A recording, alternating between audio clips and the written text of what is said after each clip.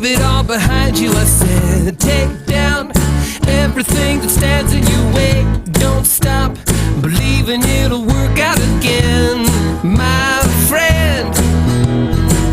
Stand out and be a part of everything good. Wake up, you're gonna be all that you should. Try out all the things you always wanted to be. You'll see, 'cause I know what I know, that you've got it in you, and I see that you are a winner.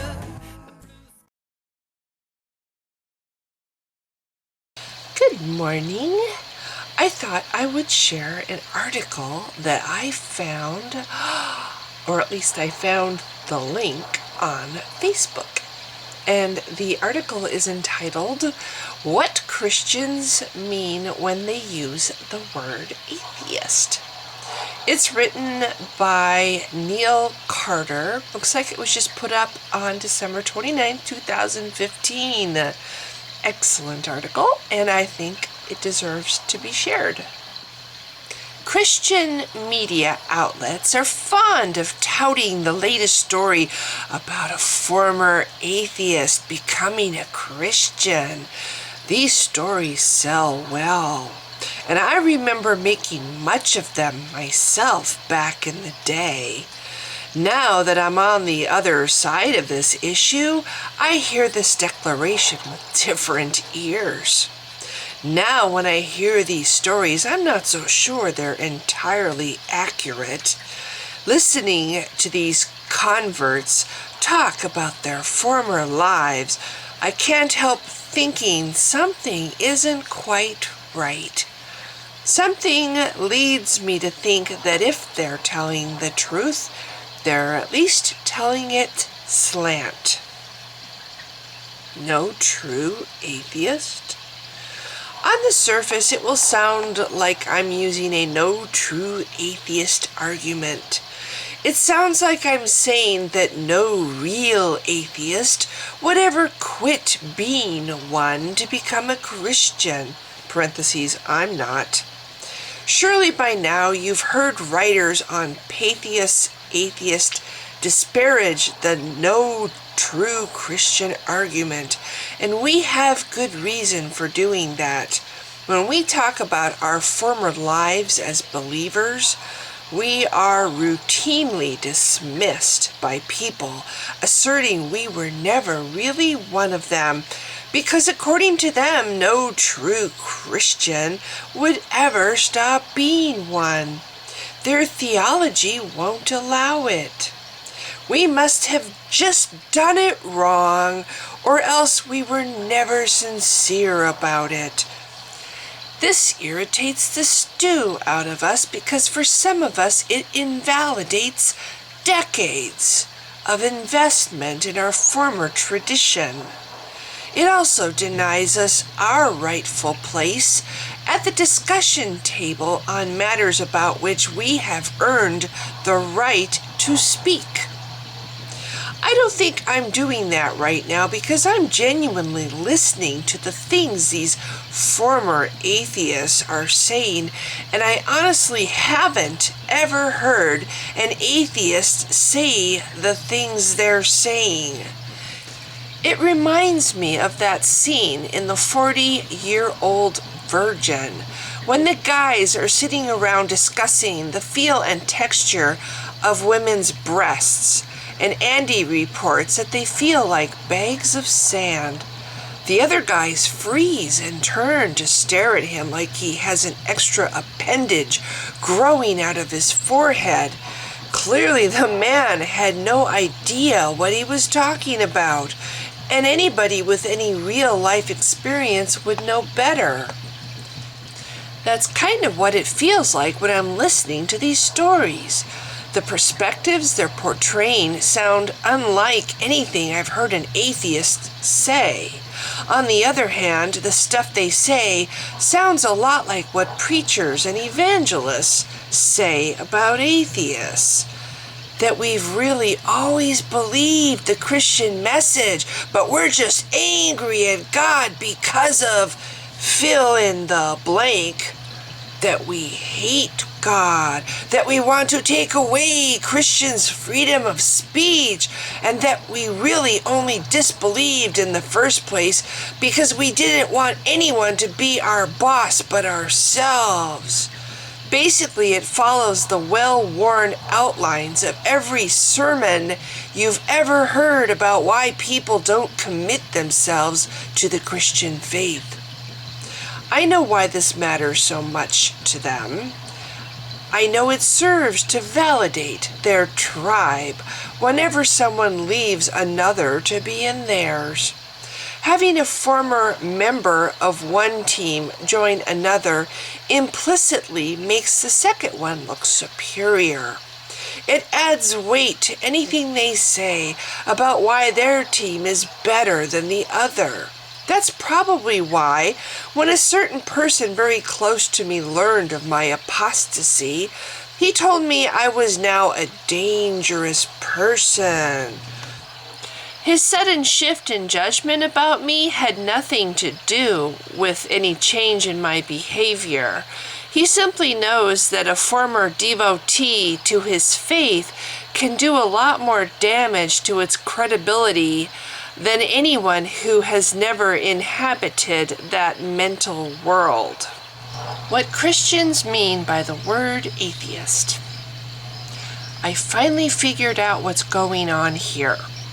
Evangelical Christians are using a much fuzzier definition of the word atheist.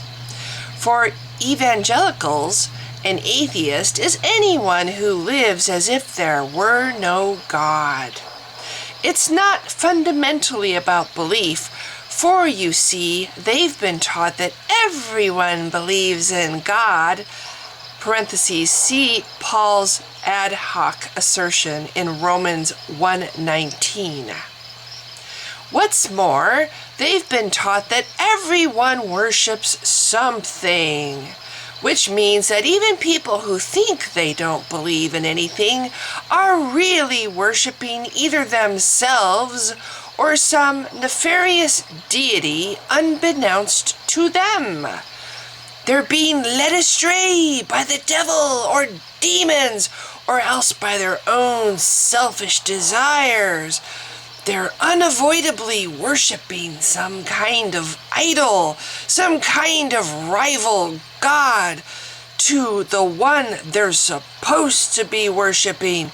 Therefore, there can be no such thing as an atheist in the sense that everyone else uses the word, including atheists themselves.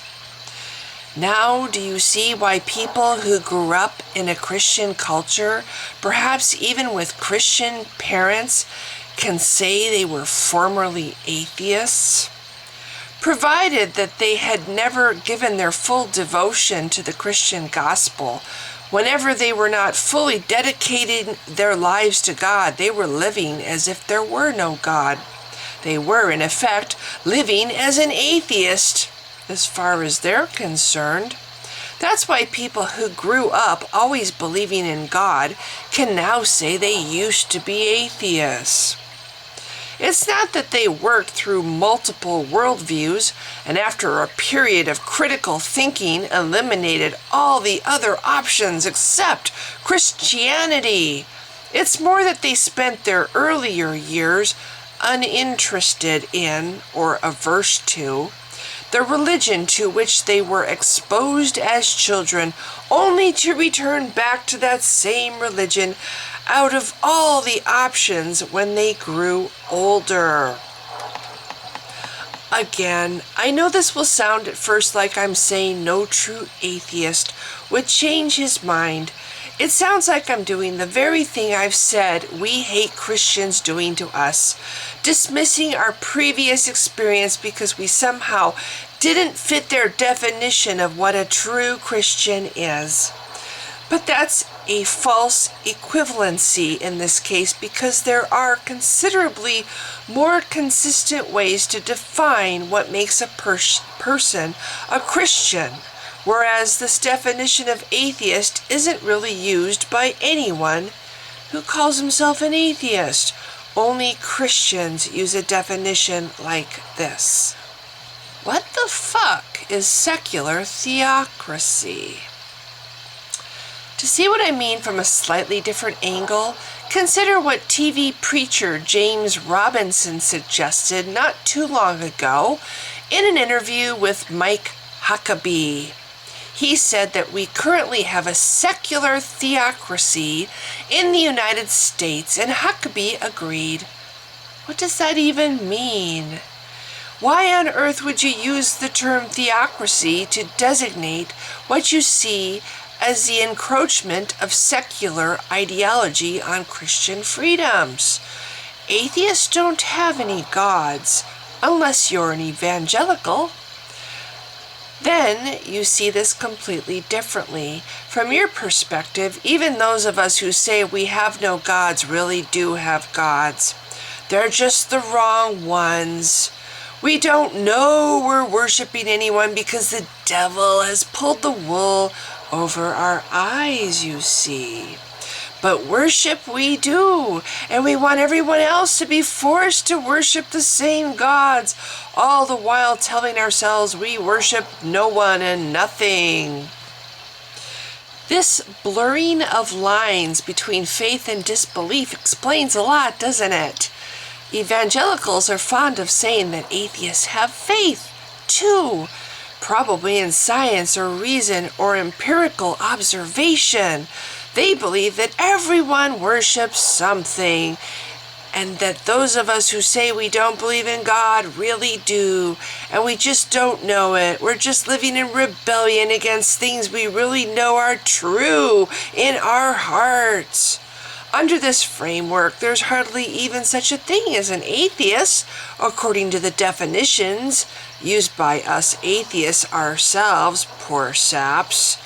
Under the evangelical definition, anyone not living up to the ideals for which they stand is living atheistically in a way. So I guess you could say simultaneously that anyone is at least a little bit atheist, yet somehow no one really is in the end. Does it make a little more sense now? Now do you see how all these evangelical Christians raised in Christian countries, surrounded by a Christian culture, perhaps even raised by Christian parents, were somehow once atheists? That's the end of the article. I didn't know that was the end. I was looking for the rest, but that's the end of the article. Neil Carter is a writer, speaker, a father of 5, and a skeptic living in the Bible Belt. A former church elder with a seminary education, Neil now directs group development for Recovering from Religion, a nonprofit organization supporting people negatively impacted by religion. Right here. Ah! He writes mostly about the struggles of former evangelicals living in the midst of a highly religious subculture. Anyway, if you've been watching, thanks. Bye. I am absolutely convinced that the main source of hatred in the world is religion. And I think it should be religion treated with ridicule and hatred and contempt.